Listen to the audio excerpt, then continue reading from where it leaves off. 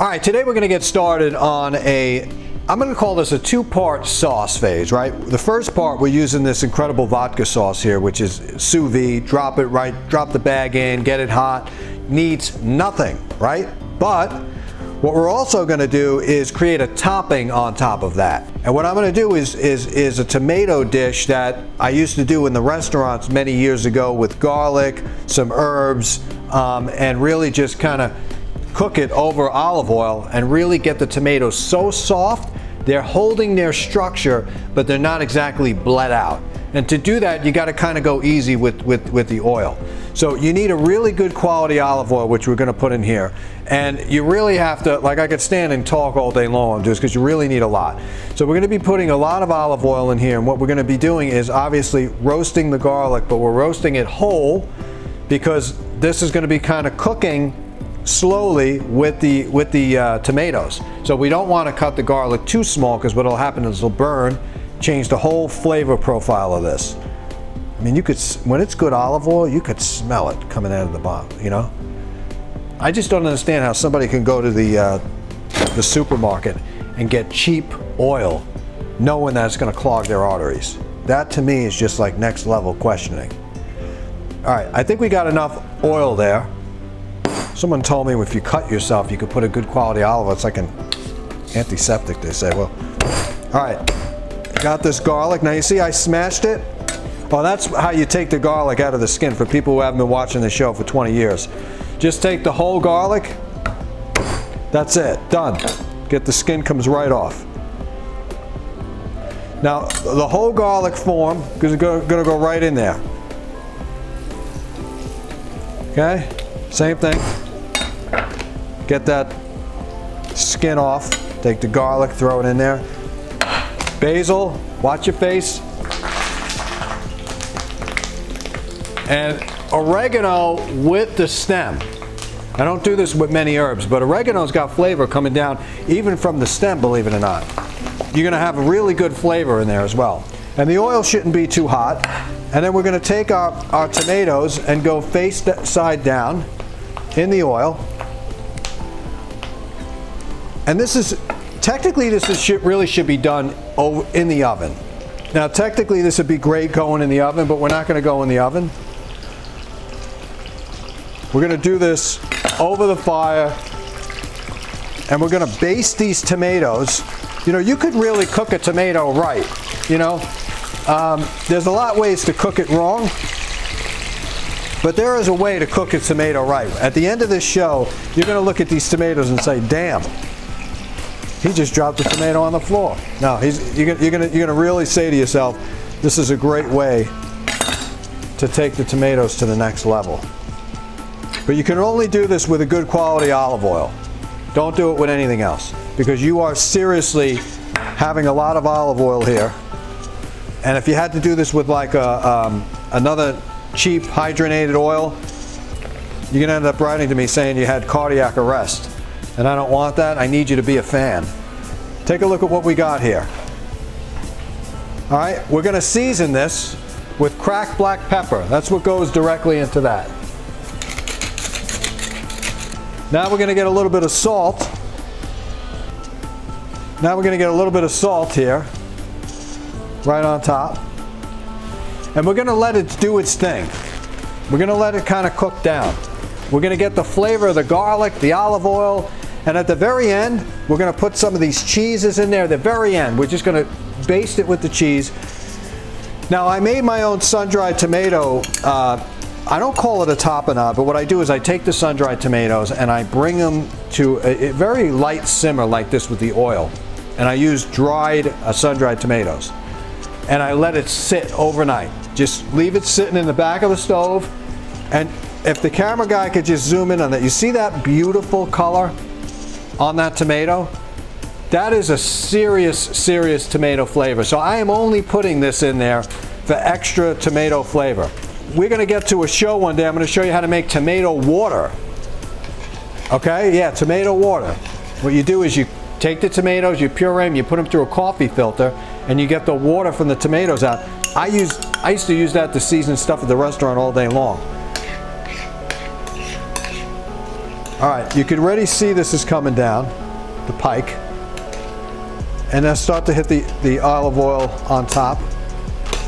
Look at that. I mean, already it's just coming together. We did nothing to this dish and it looks amazing.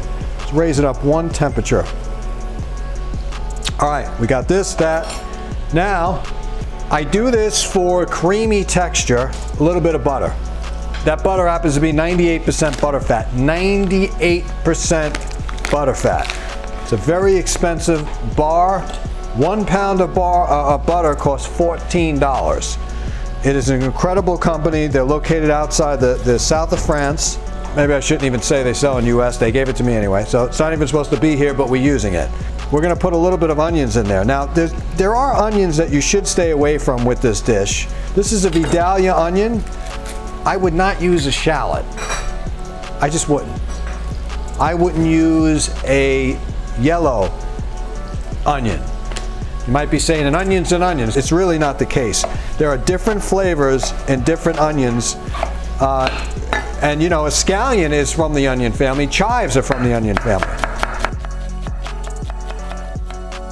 So you have to be careful with, you know, what your application you're using. Now this onion tends to be a lot more sweeter. So it's going to enhance the flavor of these tomatoes. Now take a look at the tomatoes again. You're going to start to see now the skin on top get pruny. That's an indication to me that we're going in the right direction. We're going to drop the onion in there and shake the saute pan because we want the onions to go into the oil. We don't want them to sit on top. We're going to raise this up a bit and we want the onions to go down there. We're talking about some real good deep flavor here. And this in the oven would go good, folks. Like I said, if you wanted to take this and put it in the oven, I'm just going to do the whole show straight up here like this. All right, now we got this pasta. Now, this is called Gili pasta, G-I-G-L-I. But to me, it almost looks like tortilla pasta, the torches. You say tomato, I say tomato. Now this is going right in the pasta water with this incredible vodka sauce by Fresco Bene. And it is bene. Okay, we're gonna take that, put that in there. At the same time, we're going down with this pasta, which honestly, we don't need all of it. We're just gonna do half. We salted the water before. What's the rule of thumb with salting water? Should you salt the water before cooking it? Absolutely. Okay, and the rule of thumb is for every gallon of water, it's a 1/4 cup of salt.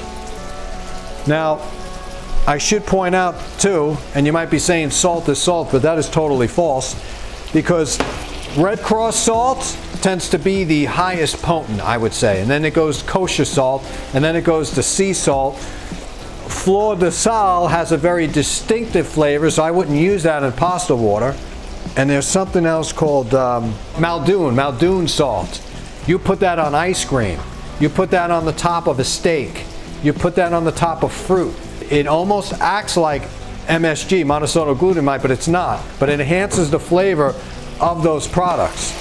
So it's a really good flavor. Muldoon sea salt. Check it out. It's expensive. You can get it on Amazon. You're going to love it. Okay, now, what we're going to do at the very end, because we're about there, and I want to show you these tomatoes here a second. You see how they turn this whole? Take a look at these tomatoes. They're soft, but they're not squished. So they're cooked. Now we're going to leave it sitting like this until the pasta is ready, because we don't want to overcook this. If I turn this over, look at that beauty. That is beauty right there, right? And that's what we're going to do. We're going to turn them over now, so the backs get the same amount of attention. You know, you treat all your kids equally, right? Treat all your tomatoes equally too. Looks amazing. Amazing. Coming over to our pasta.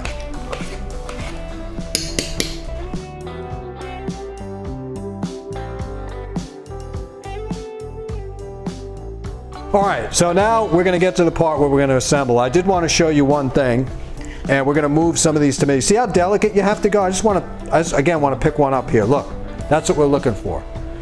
And I don't need the skin off. I don't want the skin off, actually. I happen to like the skin on a tomato. A lot of people get freaked out by this, but look at the garlic, look at the tomatoes, look at the onions. Nothing is overcooked here, and that's because we went on a low simmer. Now what we're going to do is take this arugula, because I find with this dish, the bitterness of the arugula really adds to the flavor of this whole dish. And we're talking wilted arugula, wilted, right? Wilted, not overcooked, it's wilted. And it's going to give us a nice green color, flavor, and stuff like that. Okay, let's take a look at this sauce. The sauce comes out in a bag, which is like the most incredible thing I've ever seen in my life, because you could cook the pasta in there as well. Dry that off so you don't get, we don't want any water in here. We just want this sauce. And it's going to come out of this bag super hot. And use a pair of tongs if you don't have asbestos hands like I do. And what I do is I like to snip it and hold it at the top. I'm a big fan with sauces down on the bottom, because I just think that you should eat from the top to the bottom, and you know, you kind of get what you want at the bottom down there. Now what we're going to do is put our pasta here. We're going to strain our pasta, which is ready. Yeah, you can feel it. I tend to like my pasta a little al dente. This is the way I am. It's the way I roll.